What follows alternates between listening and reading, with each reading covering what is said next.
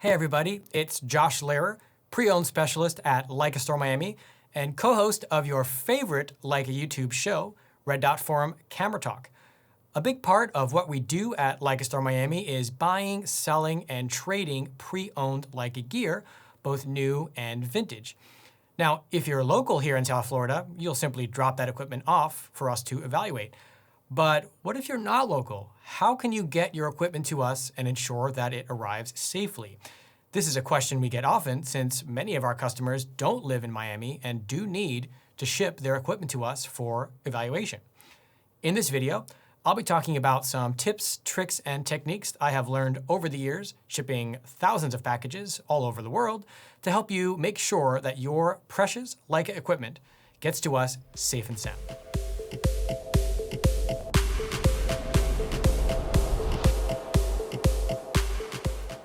We're going to start with if you have the original box and packaging for your equipment that you're going to send to us at Leica Store Miami for trade or for sale.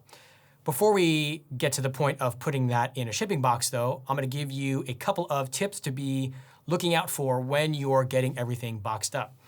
I've got here a Leica M10 and 35 Summilux as an example.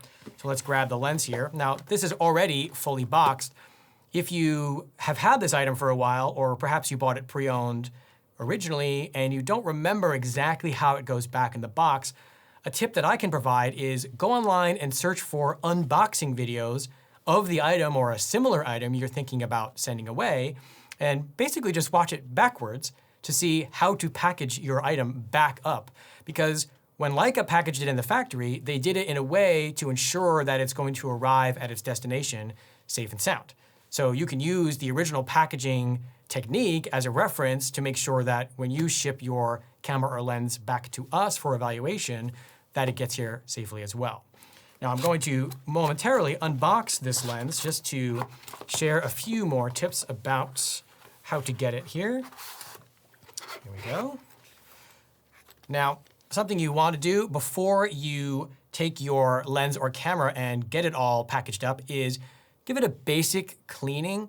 You don't want any loose debris or dirt or dust to be rubbing against the lens or the camera while it's in transit. So I use my iLead blower bulb, which has a filter in the back so that clean air is coming out.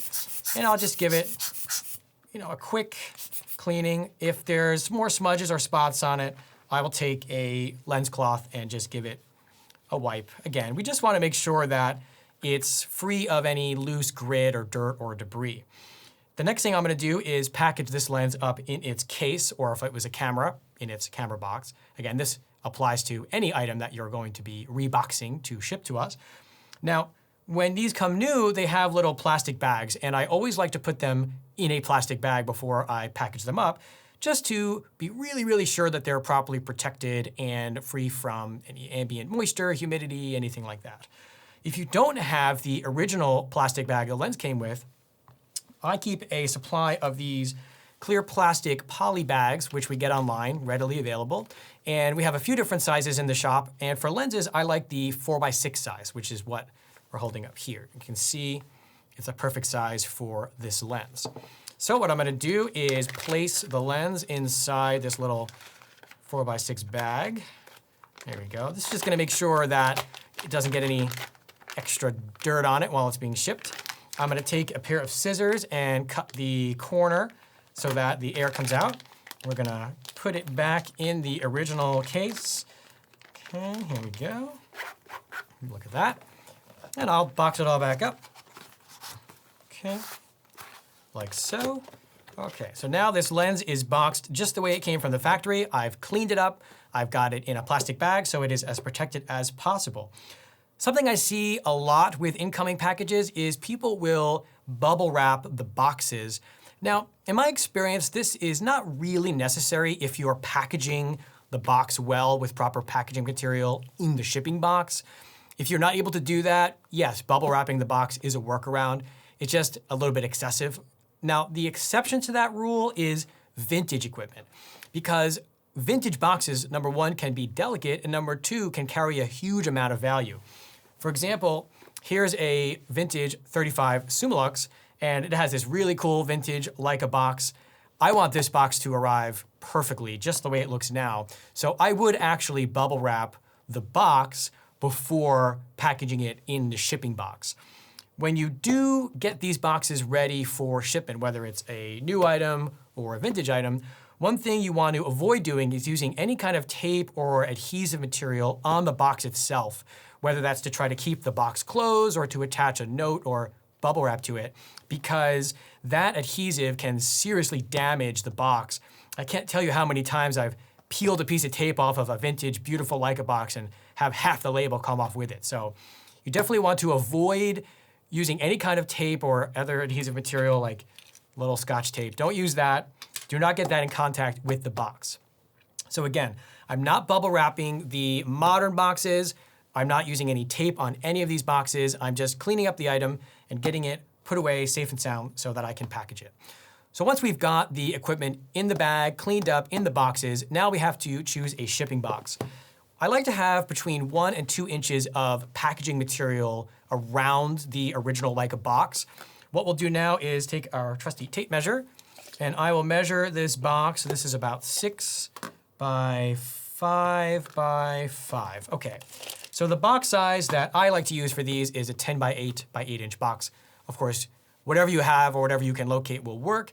Always better to go a little bigger if you're not sure in terms of box size than smaller. After all, compared to the cost of some of this equipment, the nominal increase in the cost of shipping a slightly larger box may be worth it to ensure it gets here safely. So I've taken the liberty of pre-making a 10 by 8 by 8 inch box right here. And what I do is I use a clear packaging tape like this, which is readily available online. Again, this is nothing super secret. I use 2 pieces across the bottom and 1 piece on either side. This is called an H pattern for taping nerds like myself.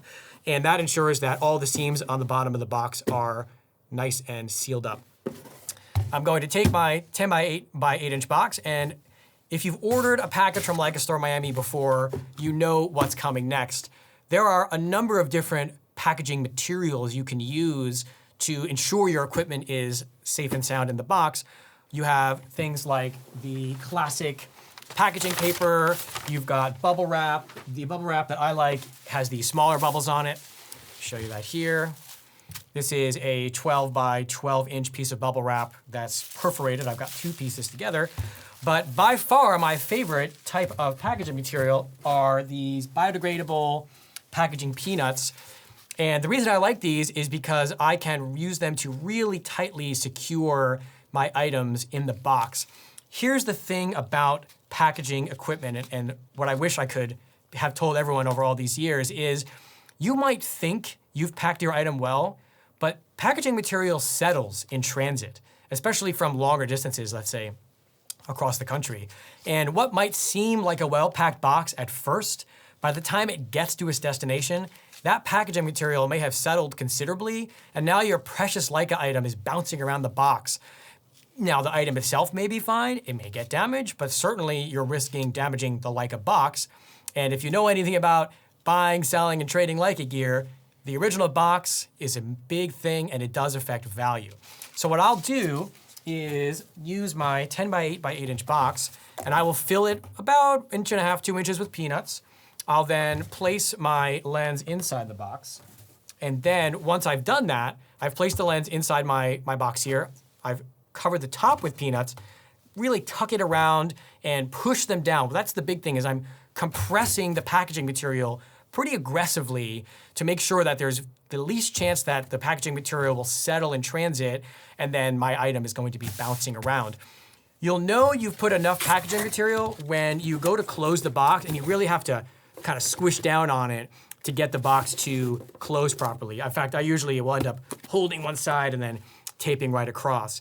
If you close the box and you can really push down and you can feel there's a lot of flex, you've not used enough packaging material. So you really want to use, whether that's bubble wrap, packaging paper, anything that you're choosing to use for packaging material, you want to make sure that it is really nicely compressed. Another thing you want to put in the box, in addition to the item and the proper packaging material, is something to identify who the package is from. Whether that's a note or a copy of the shipping label or a copy of the email exchange with us about the trade or the sale, you want something in there. This is not only to ensure that if the label gets damaged on the outside of the box, the shipping company can identify who it came from, but also so that when we receive the package, we know who it came from. My favorite method of labeling my items is using these full stick Post-it notes. These are basically Post-it notes that are completely sticky on the back versus the little line of stick you usually get. And what I'll do is grab my trusty pen and write something along the lines of trade in from Josh Lehrer. Maybe I'll put the date on there. Maybe I'll put the trade-in form number. Maybe I'll put my phone number so we can put the store number here. Just something so that whoever opens this package up knows exactly who it's from. I'll take my full stick Post-it note. I'll slap it on my box like so. And that way, when this box gets there, as soon as it's opened up, I know exactly who it's from. When people ask me about shipping their equipment to Leica Store Miami for trade-in or sale, they often ask what shipping service should they use, or the speed, or the insurance. And I can tell they're asking that because they're concerned, rightfully so, about their equipment arriving safely.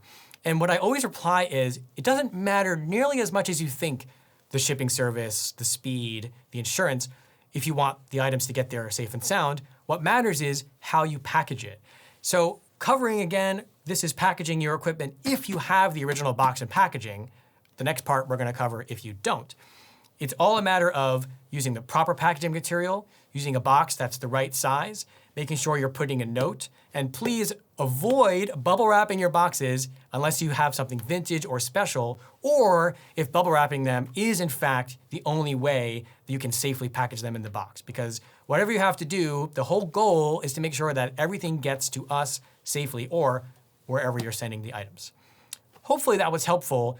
Next, I'm going to talk about how to safely package up items that don't have their original boxes. Maybe it's just a camera body or a lens with some accessories. Stay tuned. Well, we've covered how to safely package and ship your Leica equipment if you have the original boxes and packaging. But what if you don't? This is common with vintage equipment, but sometimes with modern equipment as well, and it still needs to be taken care of, just in a different way.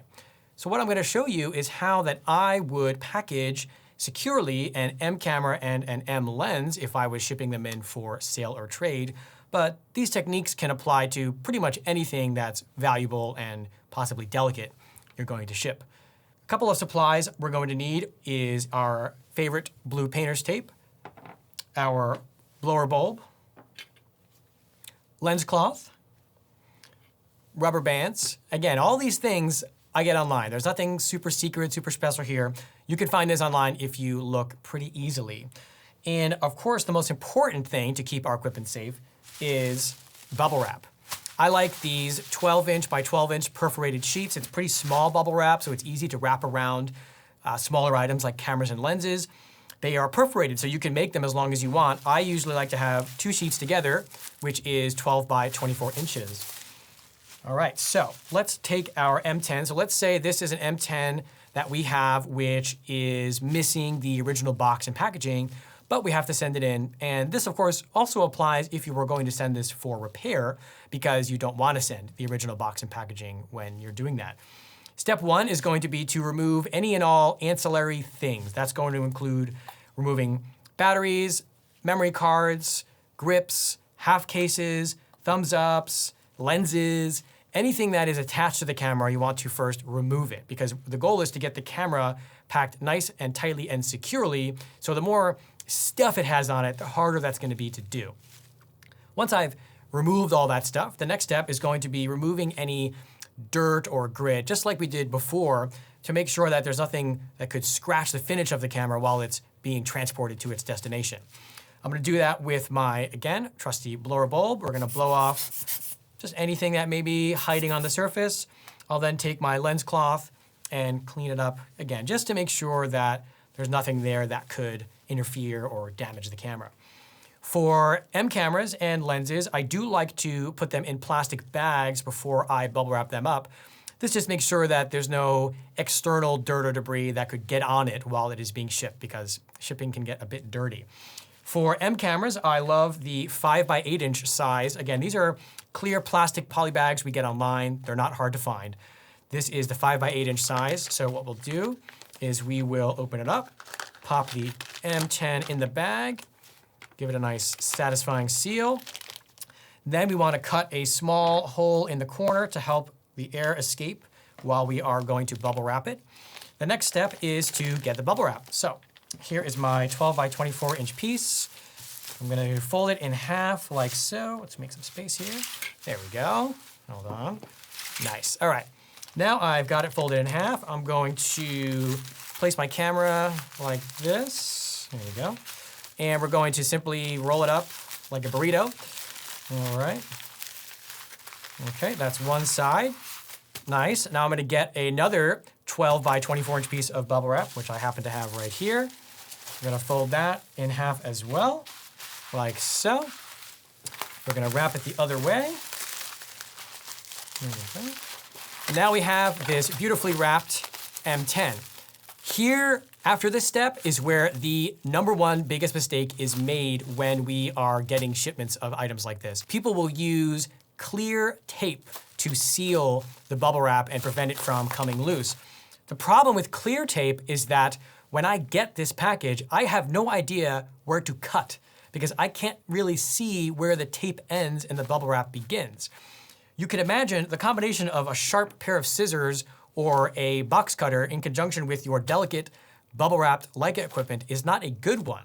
What I recommend is either blue painter's tape, like so, or rubber bands. Either of these work. A lot of that just depends on the size of what it is that you're going to ship. If you're bubble wrapping a big item, like maybe an SL or something bigger, the rubber bands may not be big enough. I'm going to show you how I do it with both. So with rubber bands, I'm just going to go like so, and like so.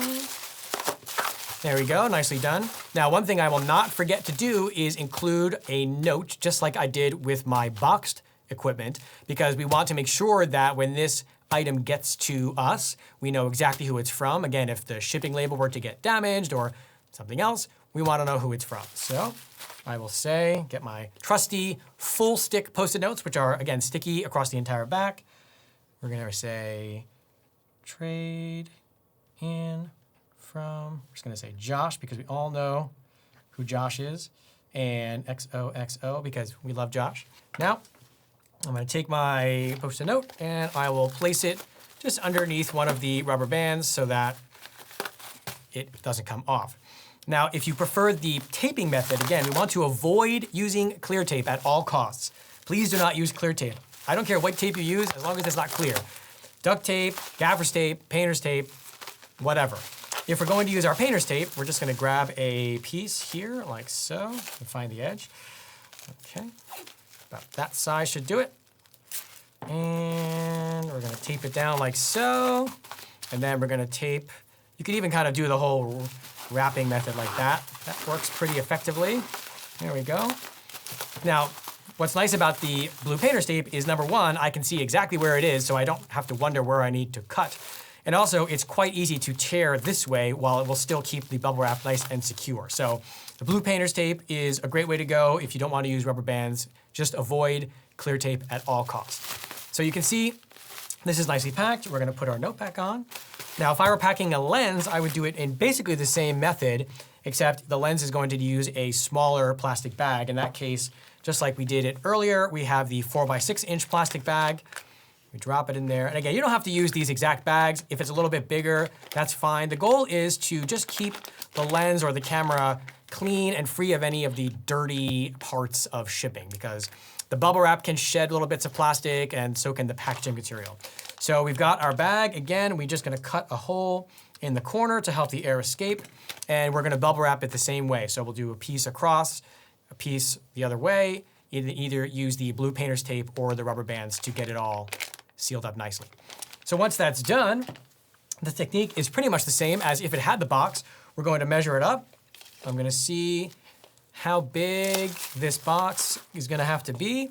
And I think for this, we'll use the same 10 by 8 by 8 inch box that we used earlier. And we got that box right here. We're gonna fill the bottom with our favorite packaging material, which of course is our trusty peanuts, which I will spare you the process right now, but we're gonna fill it up a little bit of the way. We're gonna plop our camera safely in the middle, and then we're gonna take all of our packing peanuts that we can and fill up this box right to the top. We're gonna make sure we push them down real tight against the sides, and the goal is that when we close this box up, it doesn't have any kind of flex downward like that. We want it to actually be a bit of a struggle to close, almost like you're packing for a long trip and you have to sit on your suitcase to get the zipper to close. Think of that when you're packing your equipment. You don't want this to be really easy to close, because what can happen is the packaging material will settle in transit, and by the time this gets to us, that thing is just bouncing around. Once you've securely included all your packaging material, you've got a note, you tape it up. I like the H pattern, so I do one piece across, a piece here, and a piece here. If I'm feeling really adventurous, I'll even seal this little seam on the side of the box there, but you don't have to do that. It's just what I like to do. And then I will use whatever shipping service that I like, and whatever insurance that I like, and whatever shipping speed that I like, and I will know that this box and the contents inside are going to arrive at Leica Store Miami safe and sound, because I have carefully followed all of Josh's tips in his video. If you want a quick summary of the do's and don'ts of shipping and packaging your Leica equipment for sale and trade, check out this graphic and make sure you've checked all the important boxes in the do column. If you have additional questions or concerns about shipping or packaging your Leica equipment to Leica Store Miami for sale or for trade, be sure to reach out either by phone or email, and we'll be happy to help. Hopefully you found these tips and tricks helpful. Because of the nature of what we do at Leica Store Miami, we get thousands of packages a year, and we've seen pretty much everything. And from all of that, I've tried to distill down what I feel are the most efficient and safe ways to get your equipment to Leica Store Miami for sale or for trade. And just a couple of supplies is all you need, all of which you can get online very easily, very inexpensively. And if you do a lot of buying and selling and trading, whether that's through us or privately, these supplies are great to have around, along with some different size cardboard boxes, just to make sure that whoever ends up as the recipient of your package is impressed that the valuable and special Leica equipment they bought was given the same care that it had while you owned it when you ship it. Hope that helps.